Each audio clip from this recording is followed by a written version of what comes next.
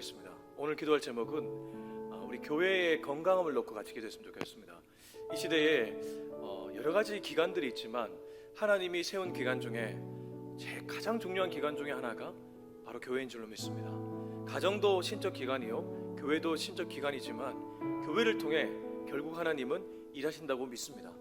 그러나 모든 교회를 통해 일하시는 것은 아니고 건강한 교회를 통해 일하시기 때문에 이 시대에 건강한 교회들이 많이 세워지게 해달라고 우리가 같이 기도했으면 좋겠습니다. 사단 마귀가 틈타지 못하는 교회, 주의 말씀이 울려 퍼지는 교회, 영혼이 살아나는 교회, 그런 교회들이 한국 사회에 많이 세워지게 해달라고 우리 같이 한번 기도했으면 좋겠습니다. 기도하겠습니다. 하나님 아버지, 이 시간에 주님 앞에 기도합니다. 하나님, 무엇보다 우리 사회에 정말 건강한 교회들이 많이 생겨날 수 있길 원합니다. 개척교회나 미자립교회나 또 기존에 있는 교회나 모든 교회도 아버지 하나님 건강함이 회복될 수 있길 원합니다. 영적으로 육적으로 건강한 교회가 되게 하시고 아버지의 말씀이 울려 퍼지는 교회 되게 하시고 아버지의 마음을 닮아가는 교회가 되게 하시고 다음 세대가 살아나는 교회, 그런 교회들이 우리 주변에 많이 나올 수 있도록 주님 역사하여 주시옵소서. 하나님 아버지, 이 시간 교회의 건강함을 놓고 기도합니다. 하나님께서 세우신 신적 기관입니다. 하나님은 구원의 방주 역할을 교회에 맡기셨습니다. 죽어가는 영혼들을 살리는 교회, 복음을 만방에 선포하는 교회, 아픈 사람들이 찾아와 치유되는 교회, 아버지 하나님, 그런 교회가 우리 사는 사회에 많이 세워질 수 있도록 주님 역사하여 주시옵소서. 이 모든 말씀 예수 그리스도 이름으로 기도합니다. 아멘. 네, 오늘부터 잠언 1장 말씀을 살피겠습니다. 잠언 말씀을 살피는데 오늘은 잠언 1장 1절부터 19절까지의 말씀입니다. 읽기는 15절에서 19절을 읽고 말씀은 전체를 나누겠습니다. 잠언 1장 1절에서 19절인데 읽기는 15절에서 19절을 읽고 말씀은 전체를 나누겠습니다. 15절 시작. 내 아들아, 그들과 함께 길에 다니지 말라. 내 발을 금하여 그 길을 밟지 말라. 대저 그 발은 악으로 달려가며 피를 흘리는데 빠름이니라. 새가 보는 데서 그물을 치면 헛일이겠거늘 그들이 가만히 엎드리면 자기의 피를 흘릴 뿐이요 숨어 기다림은 자기의 생명을 해할 뿐이니 이익을 탐하는 모든 자의 길은 다 이러하여 자기의 생명을 잃게 하느니라. 아멘. 잠언은 솔로몬 왕이 지은 성경으로 알려져 있죠. 솔로몬 왕은 몇 가지의 성경을 지었다고 그렇게 알려져 있습니다. 아가서, 잠언, 전도서, 이 세 가지의 성경이 솔로몬의 기록물이다라고 얘기합니다. 솔로몬이 누구입니까? 다윗의 아들이고 이스라엘의 왕이었던 인물입니다. 물론 후에는 타락하지만 그는 지혜의 왕이었습니다. 솔로몬 이꼴 지혜라는 것이죠. 그래서 그가 지은 잠언과 전도서는 지혜의 모음집이라고 봐도 과언이 아닙니다. 아가서는 초년의 때, 좀 젊을 때에, 잠언은 중년의 때에, 전도서는 노년의 때에 지었다고 알려져 있죠. 오늘 우리는 잠언을 읽고 있습니다. 어떤 의미에서 그의 지혜가 최고조에 달했을 때 성령 하나님께서 그를 통해 기록하게 만든 그러한 성경이라는 것이죠. 근데 모든 성경은 첫 장이 굉장히 중요합니다. 시편도 1편에 보면 복 있는 사람은 악인의 길을 따르지 아니하며 죄인의 길에 서지 아니하며 오만한 자의 자리에 앉지 아니한다고 하는데, 이 복 있는 사람은 여호와의 말씀을 주야로 묵상하는 자죠. 이 1편의 말씀이 시편 150편을 여는 열쇠와도 같다고 얘기합니다. 잠언도 마찬가지입니다. 잠언 1장에 솔로몬 왕이 강조하는 주제 구절이 나옵니다. 그 유명한 잠언 1장 7절의 말씀입니다. 우리 7절부터 먼저 읽겠습니다. 시작. 여호와를 경외하는 것이 지식의 근본이거늘 미련한 자는 지혜와 훈계를 멸시하느니라. 유명한 말씀입니다. 잠언이 얘기하는 지혜, 지식은 사실 우리가 알고 있는 지혜와 지식 다르다는 것입니다. 성경이 말하는 지혜는 하나님을 경외하는 것, 하나님을 통해 세상을 바라보는 것이라고 얘기합니다. 세상은 그걸 지혜라고 말하진 않죠. 남들보다 빠른 정보력, 남들보다 먼저 선점하는 위치, 그리고 남들에 비해 좀 더 처세적으로 잘 반응하는 것, 이런 것들을 지혜롭다, 또 지식이 있다, 이렇게 얘기할지 모르겠습니다. 그러나 성경은 그 이전에 하나님의 렌즈로 세상을 볼 줄 아는 것, 그걸 지혜라고 얘기합니다. 여호와를 경외하는 것이 지식의 근본이라고 얘기합니다. 여러분, 근본은 무엇입니까? 모든 만물의 시작을 근본이라고 말할 수 있지 않겠습니까? 이 세상의 모든 만물은 하나님으로부터 비롯되었습니다. 하나님이 천지를 창조하셔서 이 세상이 존재케 되었다는 것이죠. 그래서 근본을 알 때 그 사람이 진짜 지혜로운 사람이라고 말할 수 있을 겁니다. 그게 잠언이 말하는 지혜로운 사람의 정의입니다. 자, 1절부터 5절까지 6절까지 읽어보겠습니다. 시작. 다윗의 아들 이스라엘 왕 솔로몬의 잠언이라. 이는 지혜와 훈계를 알게 하며 명철의 말씀을 깨닫게 하며 지혜롭게 공의롭게 정의롭게 정직하게 행할 일에 대하여 훈계를 받게 하며 어리석은 자를 슬기롭게 하며 젊은 자에게 지식과 근신함을 주기 위한 것이니 지혜 있는 자는 듣고 학식이 더할 것이요 명철한 자는 지략을 얻을 것이라. 잠언과 비유와 지혜 있는 자의 말과 그 오묘한 말을 깨달으리라. 우선 1장 1절에 보면 이 잠언이 누가 썼는지를 분명하게 밝힙니다. 다윗의 아들 이스라엘 왕 솔로몬의 잠언이라. 다윗의 아들 이스라엘 왕 솔로몬의 잠언이라. 이 잠언이 분명하게 솔로몬이라고 언급하는 것이죠. 그 솔로몬이 이 잠언에서 어떤 얘기를 하냐 하면 2절 지혜와 훈계를 알게 하며 명철의 말씀을 깨닫게 한다. 그가 말하는 지혜는 우선 명철의 말씀을 깨닫게 하는 것. 명철의 말씀이 뭐겠습니까? 하나님의 말씀이 명철의 말씀인 줄로 믿습니다. 지혜는 결국 여호와를 아는 것인데 특별히 솔로몬은 여호와를 아는 것이 명철의 말씀을 깨닫는 것과 깊은 연관이 있다고 보고 있습니다. 그리고 뒤에 이어서 이런 얘기를 합니다. 지혜롭게 공의롭게 정의롭게 정직하게 행할 일에 대하여 훈계를 받게 하며. 엄밀히 말해 인간에게 진짜 지혜, 진짜 공의, 진짜 정의, 진짜 정직은 없습니다. 인간이 지혜로워봐야 하나님에 비하면 지혜롭지 티끌만큼도 지혜로움을 자랑할 수 없습니다. 인간이 공의롭다 한들 치우칠 수밖에 없고 인간이 정의롭다 한들 하나님의 정의에 비할 바는 안 될 겁니다.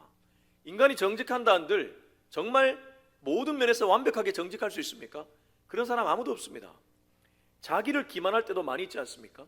근데 솔로몬은 이 잠언이라는 말씀을 읽어나가면 그렇게 될 수 있다고 얘기합니다. 왜냐하면 지식의 근본에 가까워지기 때문입니다. 왜 잠언을 읽어야 됩니까? 하나님께 가까워지기 때문입니다. 잠언을 통해 하나님께 가까워지면 하나님이 가지고 있는 성품인 지혜, 공의, 정의, 정직이 자연스럽게 우리의 말과 우리 행동에 묻어나올 수 있다고 그는 얘기하고 있습니다. 그래서 이 잠언서에서 내 아들아 이런 표현 많이 쓰는데 여기 내 아들은 육신적으로 솔로몬의 아들을 가리키기도 하지만 동시에 이 땅의 젊은이들을 가리키는 용어일 수 있습니다.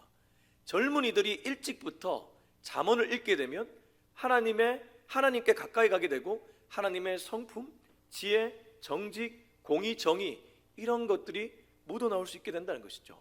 그러면 어떻겠습니까? 그런 사람이 직장에서 가정에서 인정받지 않겠습니까? 그래서 잠언을 많이 읽는 사람은 이 세상도 잘 살 수 있게 된다는 것이죠. 4절 어리석은 자를 슬기롭게 하며 젊은 자에게 지식과 근신함을 주기 위한 것이라. 4절에서는 제가 앞서 얘기했던 것을 한 번 더 분명하게 얘기해 줍니다. 젊은 자에게 지식과 근신함을 주기 위함이다. 잠언 자체가 솔로몬이 중년 때 썼다면 중년의 어른이 젊은 청년, 자기 아들뻘에게 이렇게 사는 것이 좀 더 인생을 지혜롭게 사는 것이다. 젊은 자에게 지식과 근신함을 주기 위한 것이다. 동시에 어리석은 자를 슬기롭게 만드는 비결이 여기에 있다는 것입니다.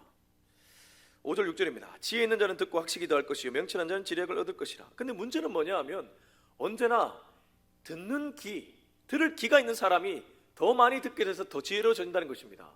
플러스의 인생은 자꾸 플러스로 가게 되지만 마이너스 인생은 자꾸 마이너스로 가게 된다는 것이죠. 저도 이 말씀을 전하다 보면 안 들어도 잘하고 있는 분들은 더 귀를 세우고 말씀을 듣는데 들어야 될 사람들은 듣지 않고 팔짱을 끼고 있거나 교회를 나오지 않고 있거나 교회 나와도 자기 생각으로 꽉 차 있을 때가 많이 있습니다.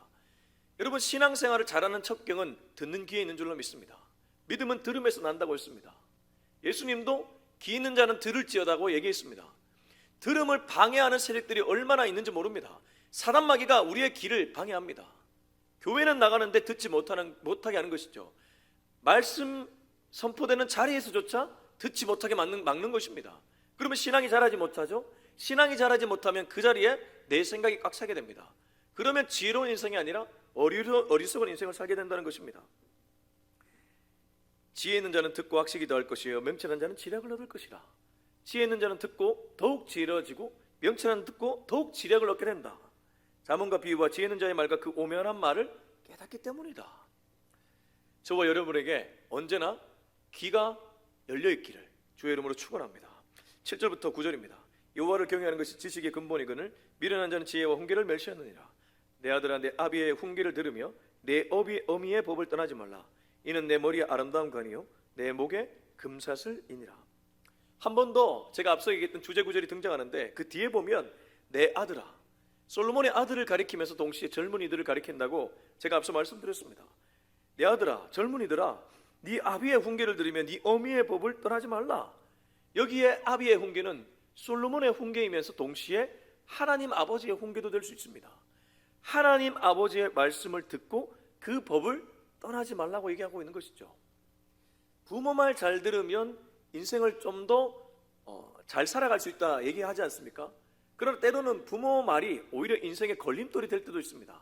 그러나 걸림돌이 되지 않고 정말 인생을 잘 살 수 있도록 하는 것이 있다면 유일한 것이 하나님의 말씀인 줄로 믿습니다.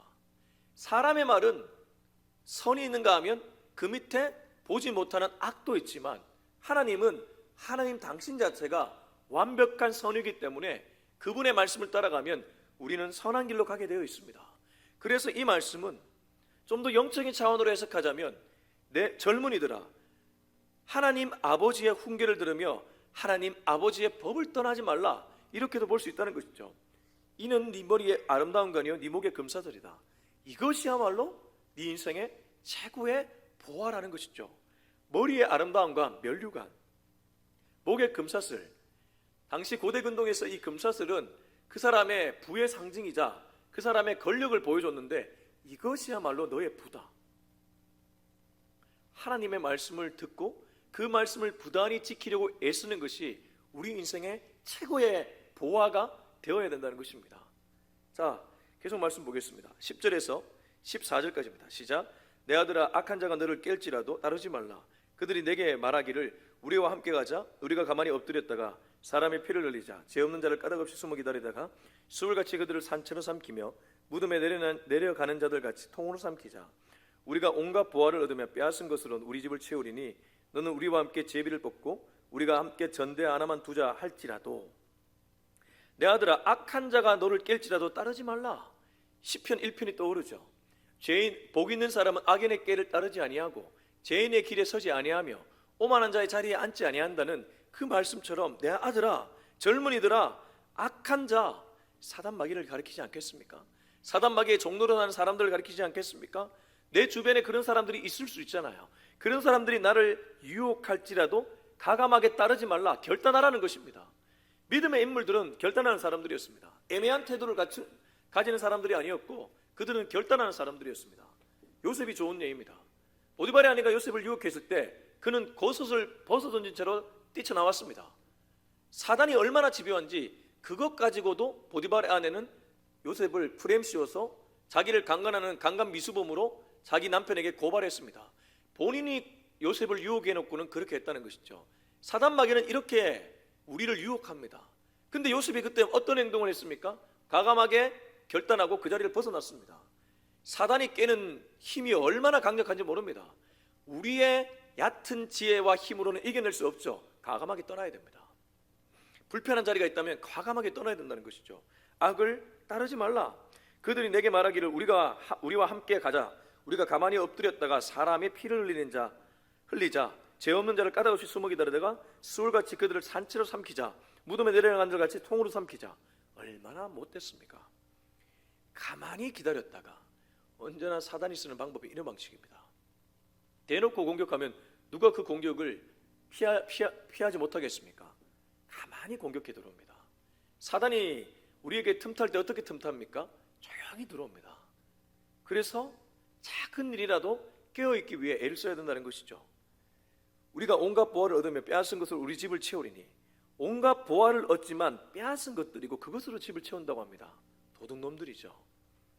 너는 우리와 함께 제비를 뽑고 우리와 함께 전대 하나만 두자 할지라도 내 아들아, 그들과 함께 15절입니다. 그들과 함께 길에 다니지 말라. 내 발을 금하여 그 길을 밟지 말라. 솔로몬이 지금 자기 아들, 아니 이 땅의 젊은이들에게 주는 메시지는 무엇입니까? 아무리 유혹이 거세라고 할지라도 가감하게 결단하라는 것입니다. 여러분, 이 한 번 이게 둑이 무너지면 쉴 새 없이 물이 흘러 들어옵니다. 작은 구멍도 막으려는 애씀, 노력들이 우리 안에 필요하다는 것이죠. 16절에서 19절까지 읽고 마무리하겠습니다. 대저 그 발은 악으로 달려가며 피를 흘리는데 빠름이니라. 새가 보는 데서 그물을 찌며 헛늘리겠거늘 그들이 가만히 엎드리면 자기의 피를 흘릴 뿐이요 숨어 기다리면 자기의 생명을 해할 뿐이니 이익을 탐하는 모든 자의 길은 다 이러하여 자기의 생명을 잃게 하느니라. 결국 그들의 마지막은 무엇입니까? 19절 자기의 생명을 잃게 하느니라. 아무리 얕은 깨를 써서 사람들을 넘어뜨리고 자기들 편으로 만들어가고 그래서 마치 자기들이 이긴 것처럼 승전가를 부르지만 결국 그들의 마지막은 자기의 생명을 잃는 일이라는 것이죠. 자기의 생명만 잃지 않고 남의 생명까지 잃게 만듭니다. 사단 마귀가 결국 우리에게 마지막에 주는 선물이 무엇입니까? 선물이 아니지만 사망입니다. 죽음입니다. 근데 예수 그리스도는 그 사망 권세를 깨뜨리셨습니다. 십자가가 고통스러워 보일지라도 십자가 길 끝에는 부활이라는 영생이 있지만 십자가를 짊어지지 않고 네 뜻대로 살아가, 네가 하고 싶은 대로 해봐, 그렇게 말하는 사단의 유혹에 넘어가서 가다 보면 마지막에는 오히려 사망이 기다리고 있다는 것입니다. 솔로몬은 이것을 누구보다 잘 알고 있었기 때문에 아들들, 젊은이들에게 이 메시지를 흘려보내면서 일찍부터 여호와 하나님을 제대로 알기를 원했습니다. 다음 세대 위기라는 말이 있습니다. 그러나 위기이기 때문에 우리가 더욱 다음 세대에게 복음을 전하기 위해 애써야 될 것입니다. 여러분, 위기라는 말 누구나 알 수 있습니다. 그러나 위기를 극복할 때 신앙의 힘이 나타날 줄로 믿습니다. 저와 여러분은 이 위기 속에서도 하나님의 메시지를 흘려보내야 될 책임이 있는 사람들입니다. 젊은이들에게 잠언을 널리 퍼뜨릴 수 있는 저와 여러분이 될 수 있길 예수님의 이름으로 축원합니다. 사단에게 속지 않고 영적으로 견고하게 잘 서가는 저와 여러분이 될 수 있길 예수님의 이름으로 축원합니다. 우리 같이 한번 기도하겠습니다. 이 시간 같이 기도할 때 주님, 오늘도 주님 앞에, 주의 말씀 앞에 무릎 꿇기를 원합니다.